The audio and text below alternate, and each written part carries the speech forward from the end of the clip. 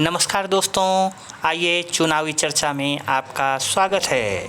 कुछ तो मजबूरियां रही होंगी दोस्तों, वरना यूं ही कोई बेवफा नहीं होता। निकाय चुनाव में सबकी अधिकांश लोगों की शिकायत थी कि वोटर लिस्टों से उनके नाम गायब कर दिए गए हैं। प्रश्न वाजिब भी था और लोगों का एक ये भी कहना था कि जब नाम चढ़वाना है वोटर लिस्ट में तब तो बड़ी छानबीन की जाती है। आधार कार्ड लाओ, परिवार के दूसरे सदस्य का नाम भी लाओ, फार्म 6 भरो, बीएलओ से मिलो।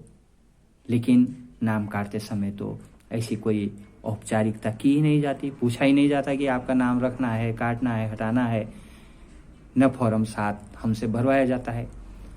तो इन सारी चीज़ों के लिए हम भी जो हैं थोड़ा जो है जागरूकता की कमी है, लापरवाही है और भी बहुत सारी बातें हैं। अब देखिए, लोगों का ये भी प्रश्न था दूसरा कि भाई अभी कुछ समय पहले 2024 में जब लोकसभा चुनाव हुए तब तो हमारा नाम वोटर लिस्ट में था, हमने मतदान किया, तो अब हमारा नाम क्यों नहीं है। तो देखिए, जानकारी के अभाव में छोटी मोटी ऐसी त्रुटियां या आरोप हम लोग लगाते हैं, जिनमें मैं ये नहीं कह रहा हूँ कि सब गलत है, कुछ प्रतिशत सत्यता भी है, लेकिन ज़्यादातर कुछ गलत फहमियाँ हैं। पहली बात तो मैं आपको ये बता दूं कि लोकसभा चुनाव की जो मतदाता सूची होती है वो अलग होती है और पंचायत चुनाव, निकाय चुनाव की मतदाता सूची जो है अलग होती है। जरूरी नहीं कि 2024 में आपका नाम वोटर लिस्ट में था तो 2025 के निकाय चुनाव या पंचायत चुनाव में हो, और अगर आपका नाम 2024 की लोकसभा चुनाव वाली मतदाता सूची में नहीं था तो इस समय आपका नाम हो सकता है सूची में, निकाय चुनाव हो चाहे पंचायत चुनाव हो। तो इसमें अब देखिए कहाँ पर ये दिक्कतें होती हैं। ऋषिकेश का मैं सोशल मीडिया पर एक वीडियो देख रहा था जिसमें बीएलओ ने कहा कि हमने सूचियां बनाई हैं और कोई नाम जो है काटे नहीं हैं, लेकिन ये ऊपरी स्तर पर हुआ है। तहसील प्रशासन जो है इन मतदाता सूचियों को अंतिम रूप देता है। तो हो सकता है इसके कई कारण हो सकते हैं।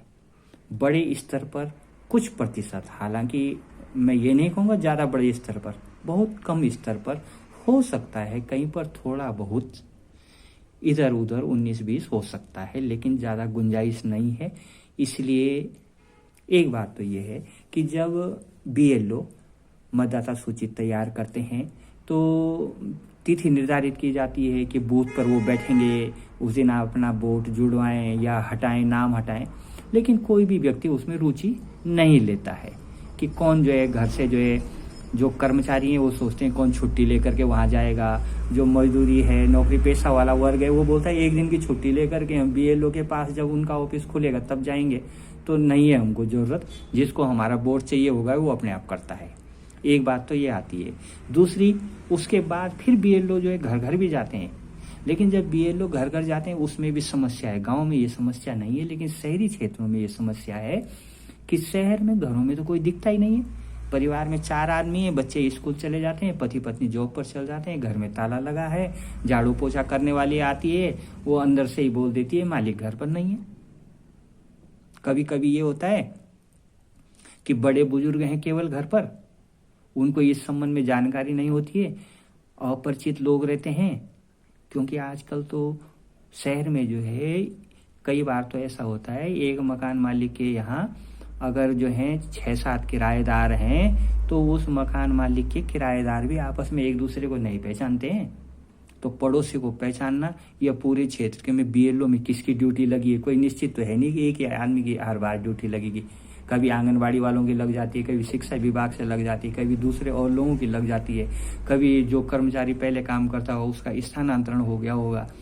तो बहुत सारी चीज़ें होती हैं, तो जान पहचान तो होती नहीं है, तो लोग गेट खोलने को तैयार नहीं होते। कई बार जो है बीएलओ जो है फ़ोन भी करते हैं लोगों के फ़ोन नंबर लेके घर पर, तो लोग जो है अपरिचित नंबर की, ये नंबर तो सेव नहीं है, उसको उठाते ही नहीं है।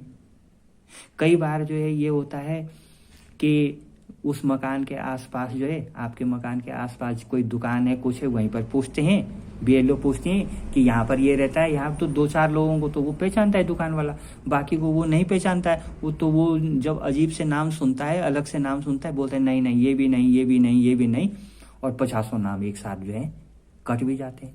बहुत से नाम ये है कि घरों में आपने जो है किसी का नाम जो है टीटू है रखा, अब लोग उसको मोहल्ले में टीटू के नाम से जानते हैं, कोई बीटू के नाम से जानते हैं। और जो कागज वाला नाम है, बीएलओ के पास जो नाम है, मतदाता सूची का जो नाम है, पता चल रहा वो तो राधेश्याम है, तो वो बोल देते हैं कि वो व्यक्ति वही है। नाम के कारण भी अंतर आ जाता है, नहीं हो पाता है।